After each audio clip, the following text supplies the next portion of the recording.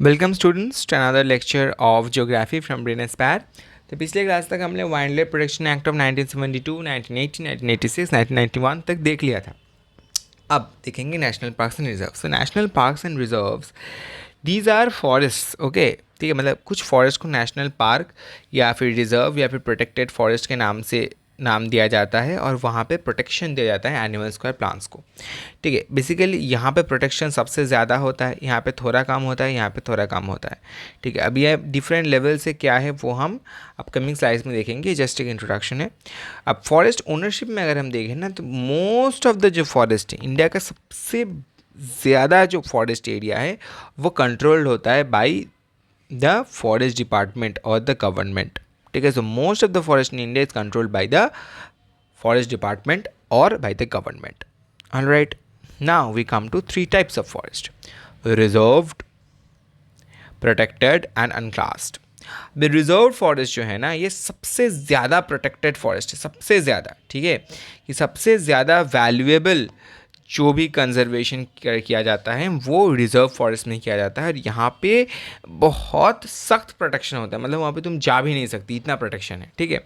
और हमारे इंडिया में more than half of the जो टोटल फॉरेस्ट एरिया है वो रिजर्व फॉरेस्ट में आता है, मोर देन हाफ। इम्पॉर्टेंट है, मोर देन हाफ याद रखना, ठीक है, एग्ज़ाम में आ जाएगा, फिर तुम लोग बोलोगे नीलांजन सर ने बताया था, ठीक है। तो भी बता रहा हूँ, याद रखो। अच्छा, प्रोटेक्टेड प्रोटेक्टेड फॉरेस्ट ऐसे फॉरेस्ट है जो ऑलमोस्ट 1/3 ऑफ इंडियाज फॉरेस्ट में आता है। प्रोटेक्टेड फॉरेस्ट ऑलमोस्ट 1/3, ठीक है। और इसका मेन यह प्रोटेक्शन थोड़ा कम होता है, मगर इसमें मेन जो होता है कि जो भी डिप्लीशन, जो भी ख़राब हो गया है फॉरेस्ट में, वहाँ पे जो भी प्रॉब्लम्स हो गए, मगर इससे ज़्यादा कुछ और प्रॉब्लम ना हो, तो प्रिवेंशन, उससे ज़्यादा कुछ और प्रॉब्लम ना हो वो देखना यहाँ का मेन मोटिव होता है, ठीक है। अनक्लास्ड फॉरेस्ट ऐसे फॉरेस्ट है जो कम्युनिटी ओन करता है या गवर्नमेंट ओन करता है या फिर ये भी इंडिविजुअल कोई भी ओन करता है। ये ऐसे फॉरेस्ट है जहाँ पे कोई प्रोटेक्शन वगैरह कुछ नहीं होता, वो ऐसे ही खुला खुला पड़ा हुआ फॉरेस्ट होता है, जहाँ पे कोई कम्युनिटी ओन करता है, गवर्नमेंट ओन करता है उस फॉरेस्ट को, या फिर वो ऐसा ही पड़ा है एक ज़मीन, फॉरेस्ट एरिया जो कोई भी कंट्रोल नहीं करता, ऐसे फॉरेस्ट, ठीक है, जिसके ऊपर कोई स्पेशल कुछ है नहीं, ठीक है। ये होते हैं अनक्लास्ड फॉरेस्ट। स्टेट वाइज डिस्ट्रीब्यूशन अगर देखोगे, ठीक है, तो सबसे ज़्यादा मध्य प्रदेश में अराउंड 75% जो फॉरेस्ट है ना वो रिजर्व फॉरेस्ट है, ठीक है। बिहार, ओडिशा, यहाँ पे सबसे ज़्यादा प्रोटेक्टेड फॉरेस्ट है। नॉर्थ ईस्ट एंड गुजरात में सबसे ज़्यादा हाईली अनक्लास्ड एरिया या फिर अनक्लास्ड फॉरेस्ट है। थोड़ा याद रखना, एग्जाम में पूछता है, ठीक है। अब कम्युनिटी देखो, किसी भी जगह का जो लोकल कम्युनिटी हो ना, वही सबसे ज़्यादा ये समझ पाता है कि वहाँ के फॉरेस्ट को कैसे प्रोटेक्ट किया जाए। मतलब अगर तुम्हारा घर किसी जगह पे, तो तुम्हारे घर के सराउंडिंग्स में क्या क्या चीज़ करना पड़ेगा उस जगह को अच्छा करने के लिए, उस जगह को प्रोटेक्ट करने के लिए, वो तुमसे बेहतर कोई नहीं बता सकता, ठीक है। इसीलिए किसी भी जगह का जो कम्युनिटी होता है वो कम्युनिटी सबसे बेहतर होता है in order to protect and in order to conserve the biodiversity in that particular area, right? And the examples of this type of community role is Sariska villagers, ठीक है। तो सरिस्का नाम का एक जगह है, ठीक है, ये एक सरिस्का टाइगर रिजर्व है बेसिकली राजस्थान में। सॉरी, एक मिनट,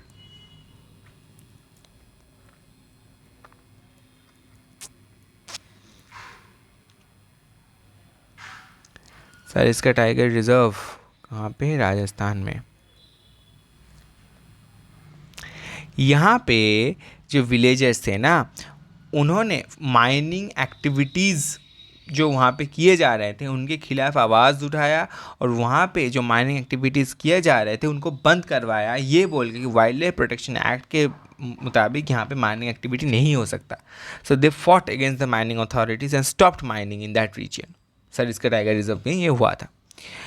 नेक्स्ट एग्जाम्पल जो हैं वो हैं कि अलवार डिस्ट्रिक्ट ऑफ राजस्थान, ठीक है, ये भी सोनचूरी अलवार, ये भी राजस्थान, ठीक है, राजस्थान में अलवार डिस्ट्रिक्ट के जो लोग थे, ठीक है, उन्होंने 1200 हेक्टर्स ऑफ फॉरेस्ट को ना भैरवदेव धाकव सेंचुरी के नाम पे डिक्लेयर किया।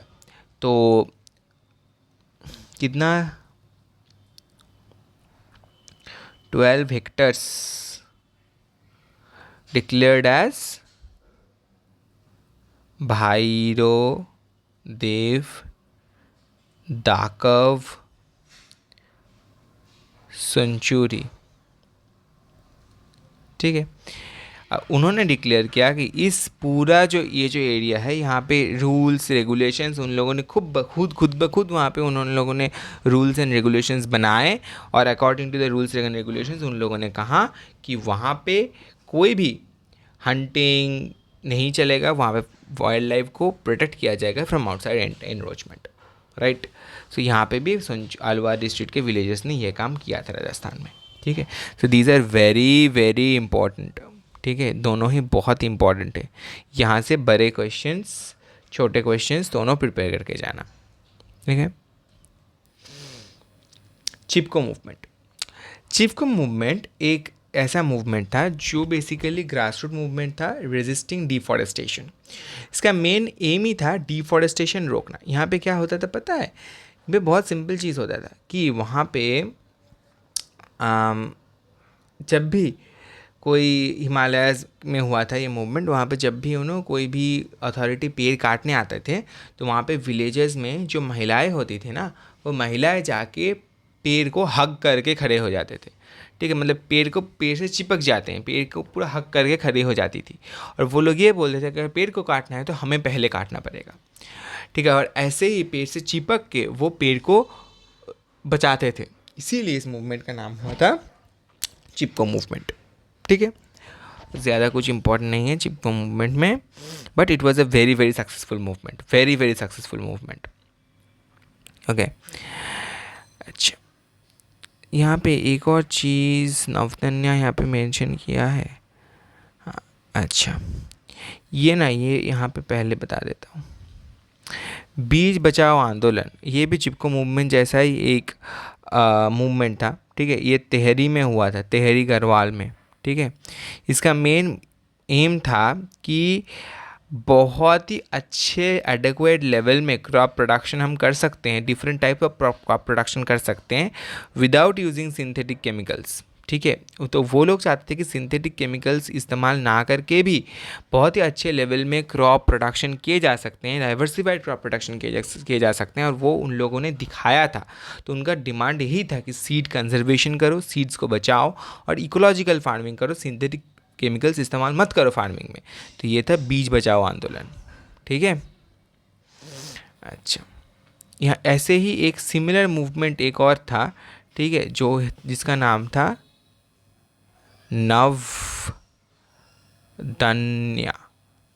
नवतन्या, ठीक है। यह भी थोड़ा याद रखना, ऑलराइट।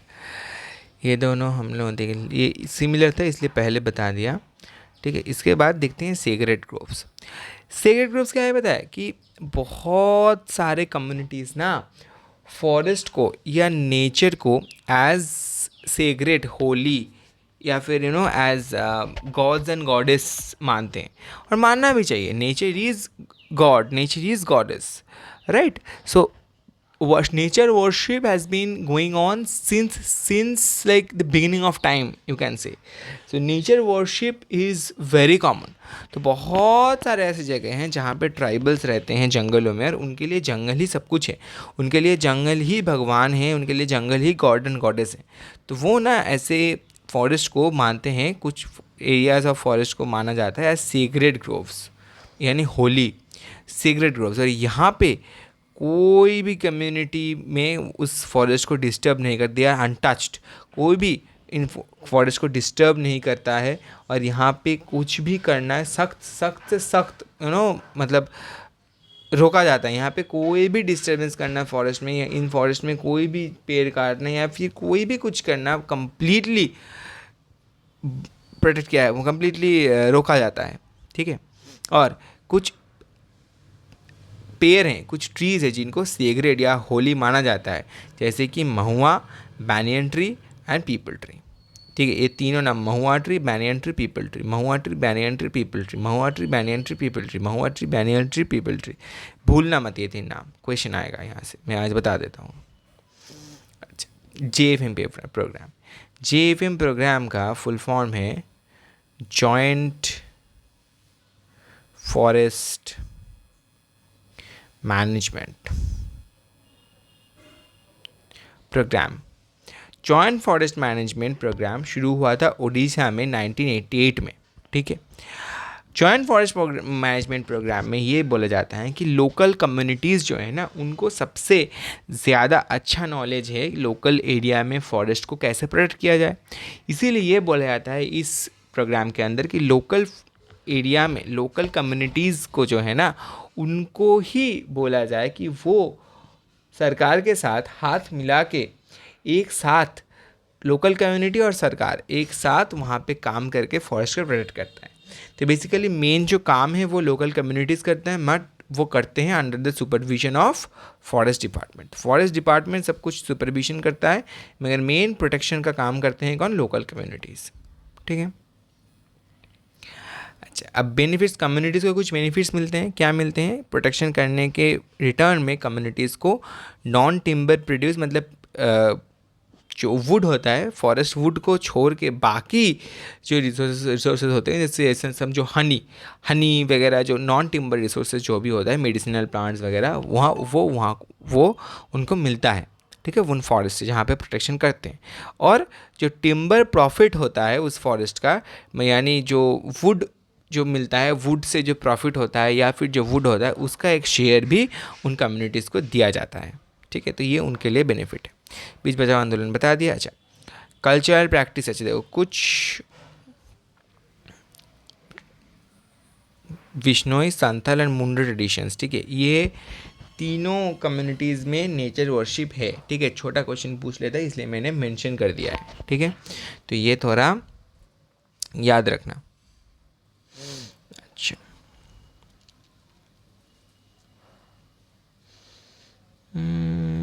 हाँ ठीक है, इतना ही यहाँ पे काफ़ी है। अच्छा, एनिमल्स को भी ना किसी किसी जगह पे प्रोटेक्शन दिया जाता है, जैसे मैकॉक्स या लंगूर्स, इनको टेम्पल्स में प्रोटेक्शन दिया जाता है, वहीं पे उनको रहने को दिया जाता है। मतलब बहुत सारे टेम्पल्स में अगर जाओगे तो वहाँ पे देखोगे बहुत सारे लंगूर्स दिखेंगे, बहुत लंगूर दिखेंगे। तो वो जो लंगूर दिखते हैं ना तुम अपने मंदिरों में, वो मंदिर में ही उनको रहने दिया जाता है। मंदिर से उनको भगाया नहीं जाता है, मंदिर में उनको रहने दिया जाता है, वहीं पे उनको खाना वगैरह सब कुछ उनको मिल जाता है, लंगूर वगैरह को। तो वहाँ पे ये मैकॉक्स, लंगूर्स को ना बहुत सारे टेम्पल्स में प्रोटेक्शन दिया जाता है, because they are also considered as holy, as secret. ठीक है, ब्लैक बक को प्रोटेक्शन दिया जाता है कहाँ पे? राजस्थान विलेजेस में। ब्लैक बक, ये बहुत इंपॉर्टेंट फैक्ट है, याद रखना, भूलना मत, क्वेश्चन आ सकता है। ठीक है, अच्छा, सेक्रेड लैंडस्केप मतलब कुछ लैंडस्केप्स, जैसे कुछ स्प्रिंग्स, पीक्स, ठीक है, फॉरेस्ट को भी सेक्रेड माना जाता है। ठीक है, जैसे फॉर एग्जांपल कैलाश पर्वत एक बहुत ही सेक्रेड होली प्लेस है। ठीक है, it's a mountain but it's a very very very very sacred and holy place, right. So हमें ये भी याद रखना है, कुछ ऐसे लैंडस्केप्स है जिनको बहुत ही होली एंड सेक्रेड माना जाता है। एंड मैंने तुम लोग को एग्जाम्पल भी बताया। यहाँ पे इन सीटू कंजर्वेशन होता है। इन सीटू कंजर्वेशन मतलब कि वहीं पे उसी पर्टिकुलर नेचुरल जो लैंडस्केप है, वहीं पे वहाँ के जो एनिमल्स है, प्लांट्स है, उनको प्रोटेक्शन दिया जाता है। ठीक है, उसी पर्टिकुलर जगह पे। ऐसा नहीं है कि समझो एक स्प्रिंग है या फिर एक पीक है या फॉरेस्ट है जिसको सेक्रेड माना जाता है, और वहाँ पे कुछ एनिमल्स या प्लांट्स इंडेंजर्ड है, एक्सटिंक्ट हो सकते हैं। तो ऐसा नहीं, जब अगर ऐसा हुआ तो वहाँ से अगर उस पर्टिकुलर स्पीशीज़ को वहाँ से लेके फॉरेस्ट जू में ला के वहाँ पे प्रोटेक्शन दिया गया तो that will be ex situ protection.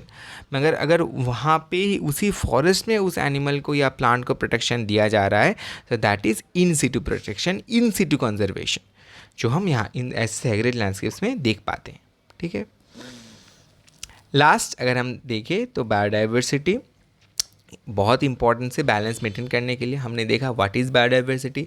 फिर हम लोगों ने देखा कि बायोडाइवर्सिटी को प्रोटेक्ट करने के लिए हम लोगों ने क्या क्या स्टेप्स लिए हैं, वाइल्ड लाइफ प्रोटेक्शन एक्ट्स हमने देखे। फिर हमने देखा कि कम्युनिटी का रोल क्या होता है, जॉइंट फॉरेस्ट मैनेजमेंट, बीच बचाओ आंदोलन, चिपको movement, नवदन्या।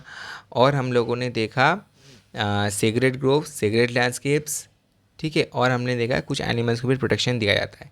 Finally the conclusion is this that biodiversity is very important in maintaining balance in our environment and in our everyday life, right? तो ये बहुत ही छोटा चैप्टर है, मात्र 6 पेजेस का चैप्टर है, तो ख़त्म हो गया। बहुत छोटा चैप्टर है मगर इम्पॉर्टेंट चैप्टर है, यहाँ से क्वेश्चन हर बार आता है। इस चैप्टर को अच्छे से पढ़ना, अच्छे से रिवाइज करना, अच्छे से प्रिपेयर करके जाना एग्ज़ाम में, ठीक है। तो और हाँ, जो प्रोटेक्टेड स्पीशीज़ के जो नाम्स मिलेंगे, ठीक है, जो जो भी नेम मिलेगा प्रोटेक्टेड स्पीशीज़ का एनसीईआरटी में, वो नेम्स जो हैं वो याद कर लेना, वहाँ से क्वेश्चन आता है, ठीक है। तो आज के लिए इतना ही। Thank you so much and meet you soon.